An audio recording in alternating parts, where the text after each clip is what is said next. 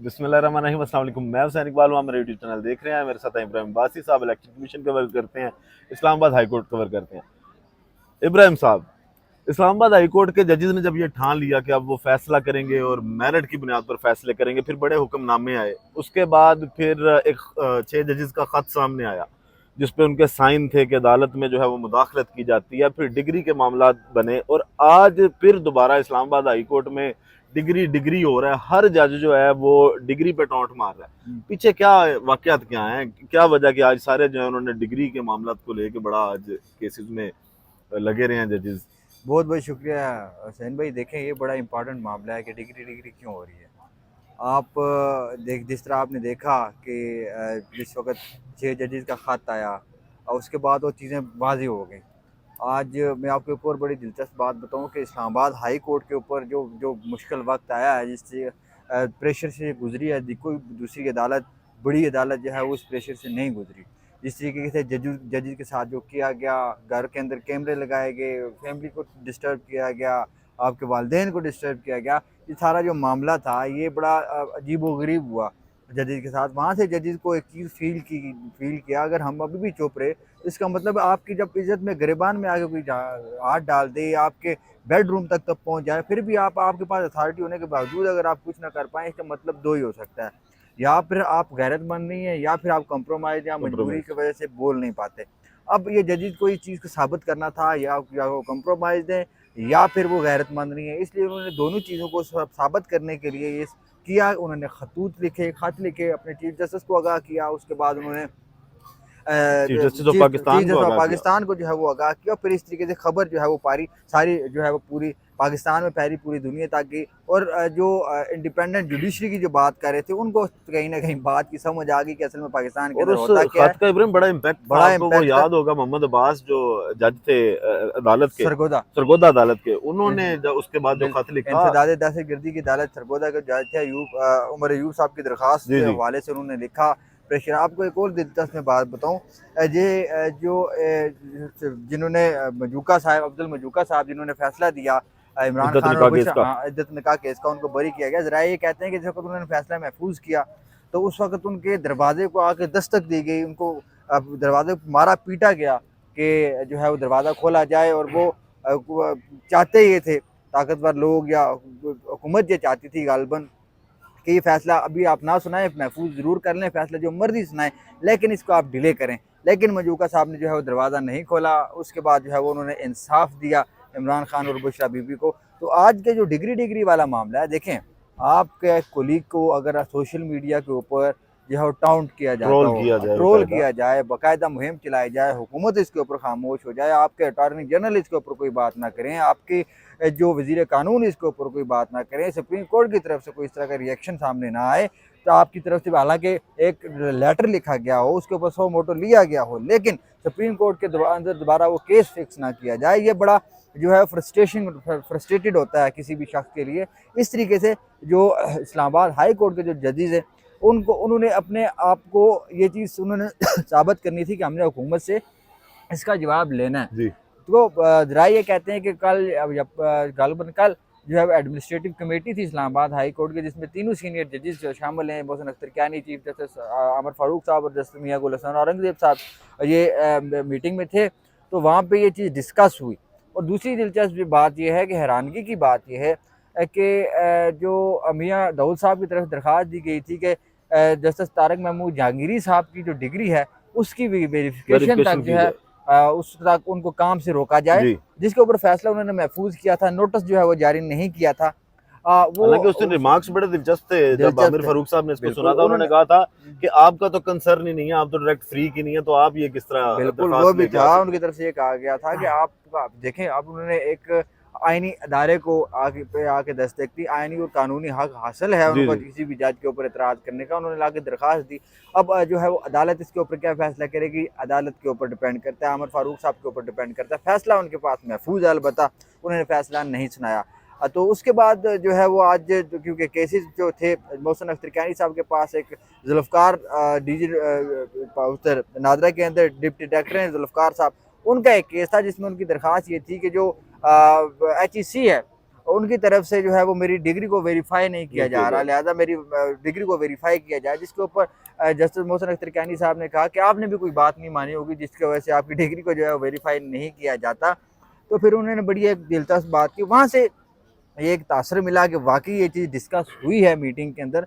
वहाँ पे उन्होंने कहा, एक इंकशाफ किया कि जो कराची यूनिवर्सिटी का रिकॉर्ड जिन लोगों के पास है वो ये चाहते हैं कि जज के साथ मामला तय कर लें तो सब ठीक हो जाएगा। ये एक बहुत बड़ा स्टेटमेंट था, एक जो है एक किस्म की उन्होंने बात मानी, कबूल किया कि कहीं ना कहीं से जज को दोबारा जस्टिस तारक महमूद जहांगीरी साहब को अप्रोच किया गया। उसके बाद उन्होंने जजेस कमेटी को अप्रोच किया कि मेरे साथ ये वाला मामला जो है वो हुआ है। अब दूसरा जो अदालत थी वो थी शहबाज गिल के जो भाई हैं, उनके जो है वो लापता हुए थे, उनके बाजियाबी के मतलब केस था। जस्टिस मियां गुल हसन औरंगजेब के पास ये केस था। उन्होंने ये केस सुना, उन्होंने कहा कि ये आप गलत कर रहे हैं, आपको बंदे को ढूंढ के लाना चाहिए। फिर उन्होंने कहा कि अगर हम सख्त ऑर्डर करेंगे तो आप हमारे खिलाफ मुहिम चलाना शुरू कर देंगे। वो जो अब्दुर्रहमान एडवोकेट थे स्टेट काउंसिल, ये वही एडवोकेट है जो साइफर वाले केस के अंदर जिनको स्टेट काउंसिल जो प्रोवाइड किए गए थे attorney advocate general of Pakistan की जानिब से इमरान खान और शाह महमूद कुरैशी को, ये उन्हीं में से ये एक किरदार है जिसको मेरे ख्याल में इमरान खान साहब का जो है वो काउंसिल मुकर्रर किया गया था एडवोकेट जनरल इस्लामाबाद की जानिब से, डाला है जेल के अंदर साइफर के अंदर। जब ये कहा गया कि पाकिस्तान तहरीक इंसाफ के जो रहनुमा है या बानी है इमरान खान और शाह महमूद कुरैशी, उनके वकला पहुँच नहीं सके थे, इस वजह से जिरा का जो हक है उनको हासिल है, लेकिन उनके वकला नहीं है। इस वजह स्टेट काउंसिल जो है वो ये अब्दुर्रहमान और एक और स्टेट काउंसिल थे, उन्होंने वहाँ पे जिरा की थी। अब उनको उन्होंने कहा कि आप डिग्री की बात करते हैं, मेरे पास जो डिग्री है आप मेरे दफ्तर आ जाएं। अब्दुर्रहमान इसी तरह उन्होंने कहा, अब्दुर्रहमान आप मेरी दफ्तर आ जाएं, मैं आपको अपनी डिग्री दिखाता हूँ। पुराने हाई कोर्ट के अंदर दीवार पर लटकी होती थी मेरी डिग्री। और अगर दूसरी अगर आप बात करोगे कि सजाद की बात करोगे तो मैं वो भी आपको टैक्स रिटर्न में भी आपको बता दूंगा, अपनी जायदाद के मुतालिक भी मैं आपको आगाह कर दूंगा। ये भी एक बड़ा स्टेटमेंट था। और साथ में उन्होंने ये कहा कि आप जो हमने ऑर्डर आईजी के खिलाफ ही करना है, पुलिस के खिलाफ ही जो ऑर्डर करना है, लेकिन उनके हाथ में कुछ नहीं है, क्योंकि वो हम अगर ऑर्डर करेंगे वो कुछ कर नहीं पाएंगे। इस वजह से उन्होंने अब वक्त दिया है। अब देखते हैं इसके ऊपर क्या कंप्लाइंस करती है हुकूमत और क्या आके जवाब देती है उसके ऊपर, क्योंकि मियां गुल साहब भी आहिस्ता आहिस्ता जो है उस रेस के अंदर शामिल होते जा रहे हैं कि सख्त ऑर्डर उनकी अदालत की तरफ से आ जाए। अलबत्ता ये जो केस था ये पहले जस्टिस समन रिफत इम्तियाज साहिबा के पास था, क्योंकि वो छुट्टियों पर चली गई हैं। तो फिर उन्होंने अपने ऑर्डर में ये लिखवाया कि अवेलेबल जो बेंच होगा 2 अगस्त को वो इसको सुनेगा, जैसे मियां गुल हसन औरंगजेब के पास ये केस गया। अच्छा इब्राहिम, ये तो हो गया इस्लामाबाद हाई कोर्ट के मामला था। अब आज जो पाकिस्तान तहरीक इंसाफ पंजाब है, आज जो मलिक अहमद खान बच्चर साहब हैं जो अपोजिशन लीडर हैं पंजाब असम्बली के, उन्होंने बाकायदा चीफ इलेक्शन कमिश्नर और जो दीगर मेंबरान इलेक्शन कमीशन उनके खिलाफ जो रेफरेंस है वो दायर कर दिया। अब पहले भी रेफरेंसेस आ चुके हैं, बैरिस्टर अली जफर साहब के थ्रू जो शिकायत का एक वो पूरा 45 सफ़ात पर रेफरेंस एक दायर किया गया था पाकिस्तान तहरीक इंसाफ की जानिब से। अब इसका क्या इम्पैक्ट देख रहे हैं आगे? क्या सिकंदर साहब राजा साहब जो हैं वो थोड़ी सी उनको अकल आएगी, कुछ सोचेंगे कि उन्होंने अब अपना जो है वो करैक्टर ठीक करना है, या बिल्कुल वो काजी साहब की तरह ठान चुके हैं कि नहीं जिस तरह काजी साहब रुसवा होकर जाएंगे मैंने भी वैसे ही जाना है? देखें, जो जिस इंसान के अंदर डिग्निटी होती है ना, वो जिस तरह मैंने जजेस की बात की, उनके अंदर आंसर था कि आपने गैरत के साथ भी खड़ा होता है, अपनी गैरत का मुजाहरा भी आपने करना है, आप इंडिपेंडेंट हैं, आपको किसी के कठपुतली नहीं है ना, आपको कंट्रोल कर सकता है, फिर आप फैसले उस तरीके से करते हैं। अब जो चीफ इलेक्शन कमिश्नर साहब हैं उनके आप ये देखें हालत ज़ार, आप उनको देखें, उनकी देखें कि इनके ऊपर इल्ज़ामात लगाए गए, पूरे इंटरनेशनल मीडिया के अंदर रोला पड़ा, किसी एक शख्स ने भी नहीं कहा कि इंतखाबात ठीक हुए। इंटरनेशनल ऑब्जर्वर जो आए थे उन्होंने कहा पाकिस्तान के अंदर इंतखाबात ठीक नहीं हुए। उसके बाद पाकिस्तान तहरीक इंसाफ की तरफ से उनको कहा गया कि आप इस्तीफ़ा दें। इंटरनेशनली लोगों ने उनको कहा कि आप इस्तीफ़ा दें। उन्होंने बजाय अपने कंडक्ट को बेहतर बनाने के उन्होंने एक प्रेस रिलीज जारी की जिस दिन उन्होंने कहा कि हम सुप्रीम कोर्ट के फैसले को मनवाना तस्लीम करते हैं, कि जो है वो मजम्मत करते हैं पूरा इलेक्शन कमीशन। आपके मजम्मत करने से ये मामला हल नहीं होगा, आप जब तक अपने कंडक्ट को बेहतर नहीं तो वही है ना कि चोर खुद ही कह रहा है मैंने चोरी नहीं की, खुद ही अपना फैसला। दूसरा, हालांकि वो आपने फैसले का जिक्र किया मखसूस नशिस्तों वाला, उस केस के दौरान समाअत के दौरान आपको याद होगा जस्टिस अतर मंडेला साहब ने इनको लेवल प्लेइंग फील्ड का रिकॉर्ड भी मांगा था कि वो लेके आए। फिर उन्होंने अपने इख्तिलाफी नोट में भी वो बोला था कि जनाब वो लेके आए, जिसपे अगले दिन वो जो इलेक्शन कमीशन के वकील थे उन्होंने कहा था जी हमने वो पढ़ा नहीं है कि आपने वो लेवल प्लेइंग फील्ड। फिर डर, अगर आपने करवाया सारा कुछ ठीक, अगर आपके फॉर्म 47 ठीक है, फॉर्म 45 के मुताबिक ही है, तो फिर जब रिकॉर्ड देने की बारी आती है, वो इस्लामाबाद हाई कोर्ट हो, ट्रिब्यूनल्स हो या सुप्रीम कोर्ट हो, वहां पे फिर इतनी हिचकिचाहट क्यों होती है? देखें वहाँ पे हिचकिचाहट क्यों नहीं होगी? आपके पास अगर फॉर्म 45 एक है, मेरे पास अलग गया, तीसरे बंदे के पास अलग गया, तो फंसेगा कौन? Election commission. इलेक्शन कमीशन से वहाँ पे पूछा जाएगा ना कि आपके पास इलेक्शन पिटीशन आई थी, आपने क्या तहकीकात की है, आपने फॉर्म सारे देखे हैं, तो हम 45 देखे, सारी डॉक्यूमेंटेशन देखी है।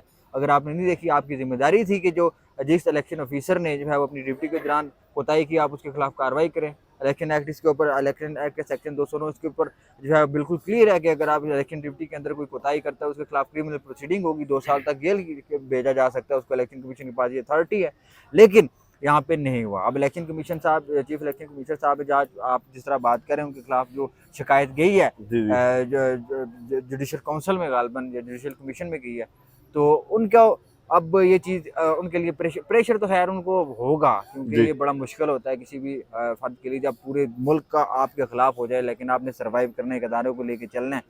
तो अब उनके खिलाफ जो जाएगा, अब ये मसला ये है कि काजी साहब या जो कमीशन है वो इसको सुनेगा कब, क्योंकि ये मामला सुनने वाला मामला है। जी। ये जब ये सुनेगा केसेस लगे, क्योंकि रेफरेंसेस की भरमार हुई है पिछले 1-1.5 महीने के अंदर। इस्लामाबाद हाई कोर्ट के 3-4 जजेस के खिलाफ चला गया, दूसरे सुप्रीम कोर्ट के जज के खिलाफ चला गया, साथ में जो काजी साहब के खिलाफ चला वही गया। काजी साहब के खिलाफ हाँ। चला गया, जो इलेक्शन कमीशन के मेंबरान है, इलेक्शन कमिश्नर के जी। खिलाफ, चीफ इलेक्शन कमिश्नर के खिलाफ चला गया। अब उन्होंने जो सुप्रीम जुडिशल काउंसिल को मुतहिद करके उसके ऊपर इन्होंने फैसला करना होगा कि काजी साहब ने काजी मांगी साहब तो थी अभी कुछ दिन पहले तफसीलात रेफरेंसेस की के लाएं। वो एक वो बेहतर है, मेरे ख्याल से वो छुट्टियों पे हैं, तो अब सही। अगर वो फैसला करते हैं अपने खिलाफ रेफरेंस, तो वो नहीं सुन पाएंगे, उसको head court chief justice Mansoor Ali Shah साहब करेंगे।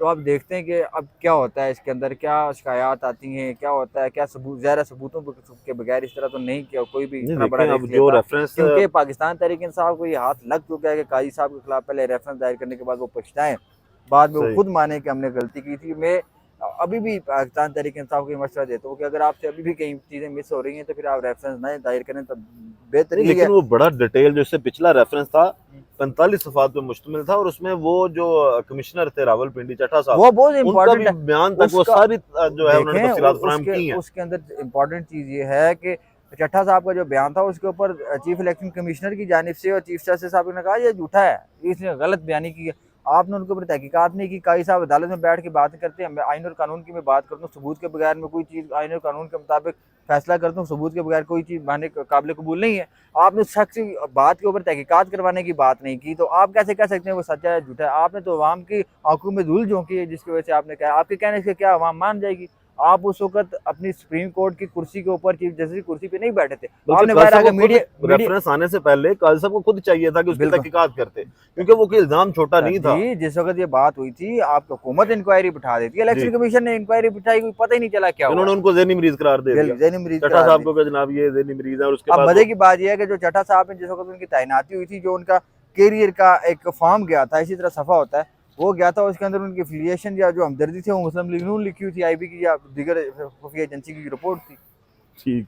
चलें इब्राहिम, देखते हैं अब आगे क्या मामला हैं। काजी साहब जो है इसकी तहकीकात कैसे करवाते हैं, या जो ये सुप्रीम जुडिशल काउंसिल है वो इन मामला को कैसे देखती है। वीडियो का खत्म करते हैं इसी दुआ के साथ कि अल्लाह ताला पाकिस्तान पर अपनी रहमत नाज़िल करे। पाकिस्तान जिंदाबाद।